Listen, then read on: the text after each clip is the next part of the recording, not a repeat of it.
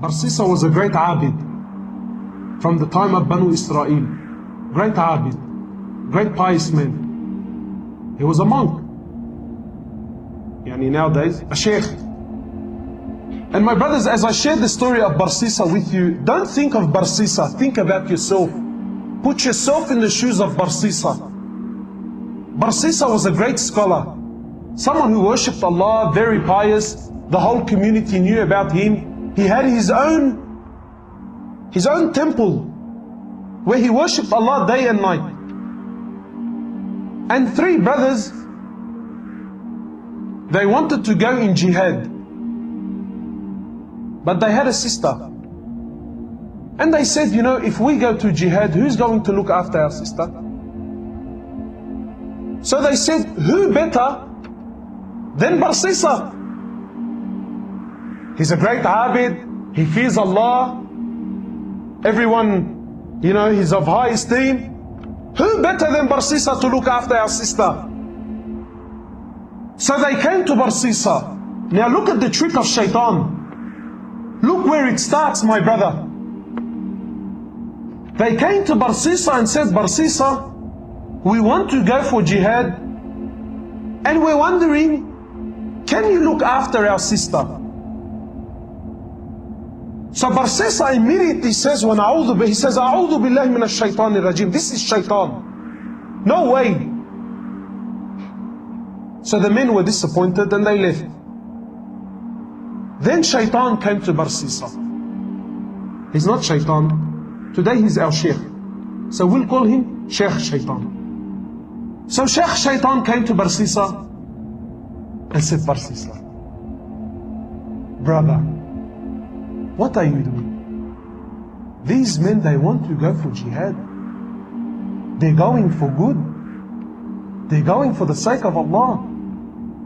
Barsisa, if you do not look after her, who's going to look after her? You are the most noble, Barsisa. You are the most pious man. If they leave her with someone else, what do you think will happen?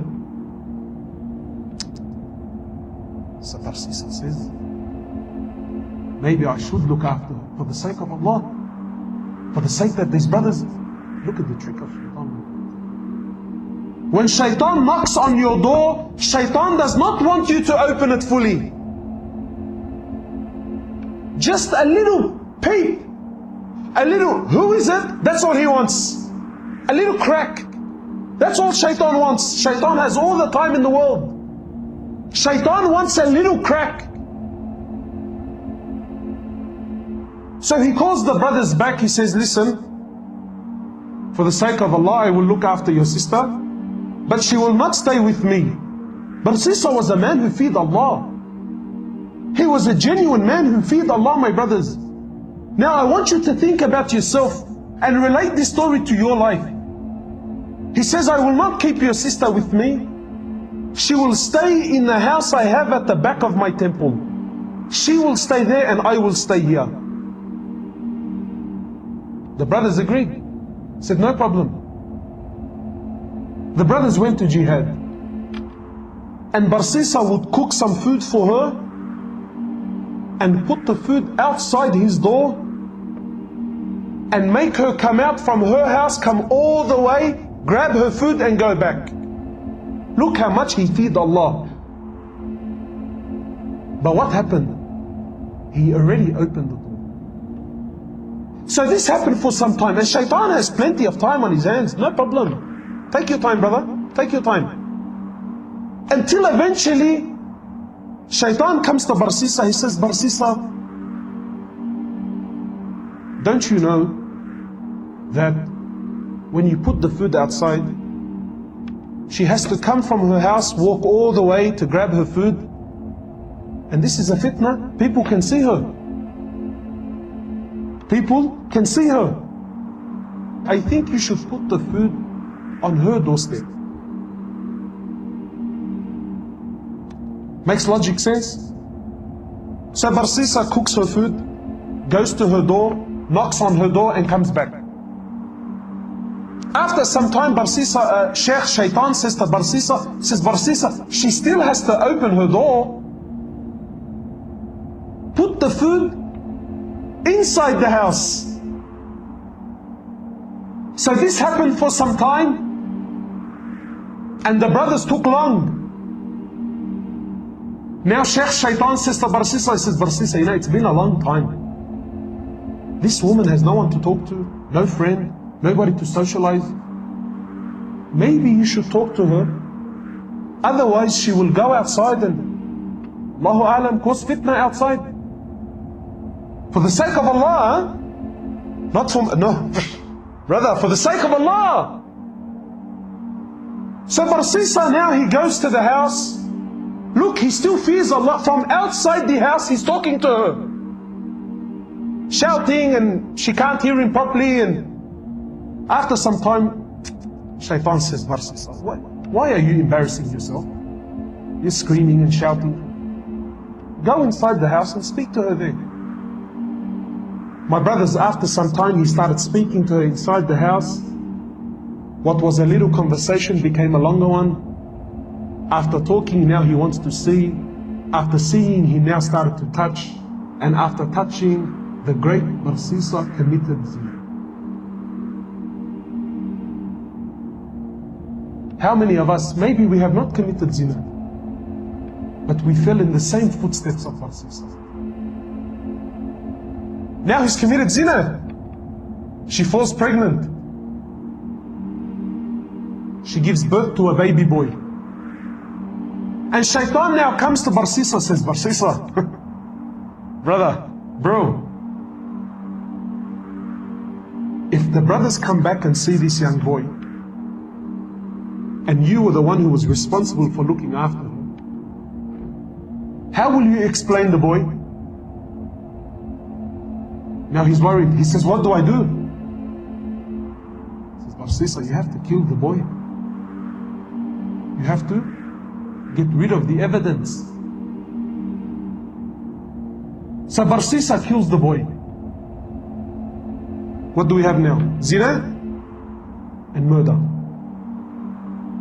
After some time, Sheikh comes back. Says, Barsisa, do you really think she's going to keep quiet about what happened?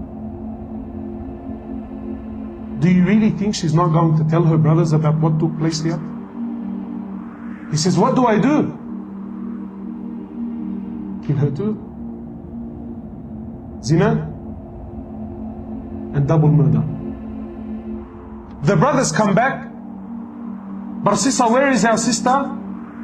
He says to them, Inna lillahi wa inna ilayhi raji'un. Your sister, she became very ill, and Allah took her life. Barsisa is a great abid, big sheikh. He does not lie. The brothers had no other option. They said, where is she? He showed them a fictitious grave, a fake grave. He said, this is where she is. They made some dua for her and went home. The next morning, one of the brothers, he says, you know, I had a very interesting dream last night. The other brother said, I had an interesting one. What did you see? He says, I seen in my dream that our sister was not sick. Rather, she fell pregnant, she had a boy, and her and the kid were murdered. And I seen that she was not buried where he showed us, but she was buried somewhere else.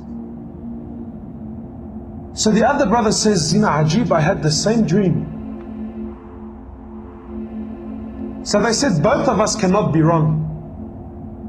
They went to where they seen in their dream, they dug up that grave there, they found their sister and the baby there.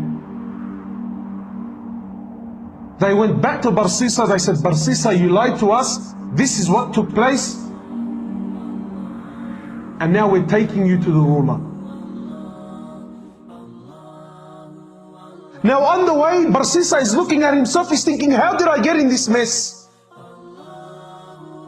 Zina, double murder, and now I'm going to be executed. So, when they bring him to the ruler, Shaitan comes to Barsisa in the form of man. He says, Barsisa, do you know who I am?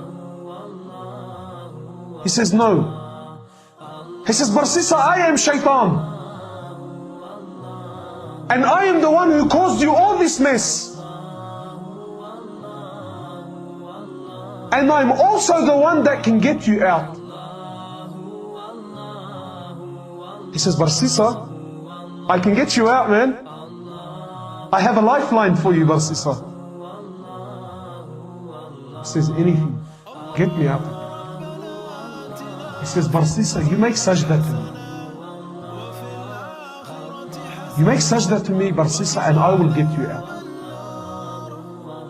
So Barsisa, he makes sajda to him. And Sheikh Shaitan says, thank you very much. It was nice knowing you. Assalamu alaikum. And shortly after, he was crucified. The last action in his life was what? Shirk, kufr to the highest level.